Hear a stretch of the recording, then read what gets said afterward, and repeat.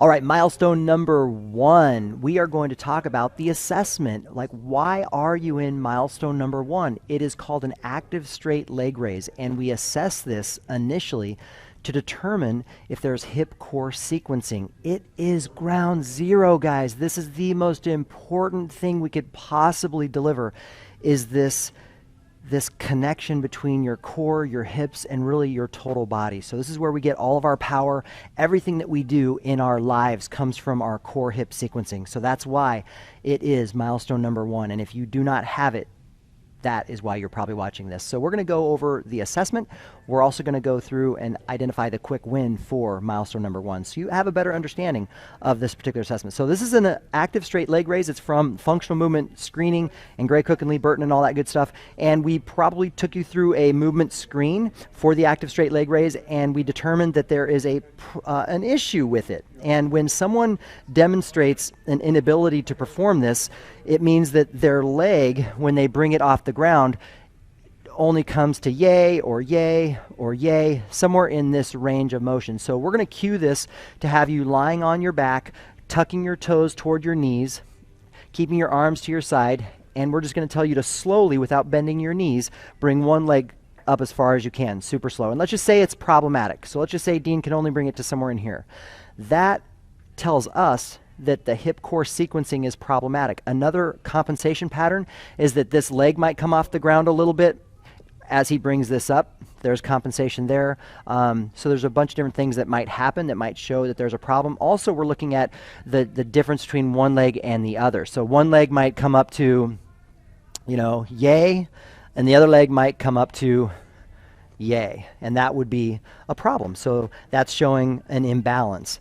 And if you have an issue with this, what we're going to want to do is we're going to want you to follow the day 1 and potentially day 2 workout routines for milestone number 1 that we'll show you. But today I just want to go over the initial assessment, like why it's important, because we want that stability to be proximal, which is going to allow for distal mobility. So a lot of people might think, hey, I'm not very mobile in my backside, like my hamstrings. And what we find with this particular movement, 9 times out of 10, it's more of an inability to stabilize at the deepest levels of your core. So it's a really good test for us, and it does represent ground zero. So that's the assessment. Now, let's talk about, more importantly, probably not only the identification, but maybe how to get the quick win and get beyond this. So the workout that we're recommending is in the day 1 workout and also day 2 workout for milestone number 1. You'll watch those, and what that will do is it will train your body to be more stable within the foundation of the core at the deepest levels, which will allow for that distal mobility to occur. So that will happen as you go through that particular workout, because that is our only objective. So we're super sharp and super focused when we make a recommendation for milestone number 1. We want you to absolutely crush it. Our objective within milestone number 1 is not to work your biceps. That really doesn't have much of an effect. It's not really our purpose.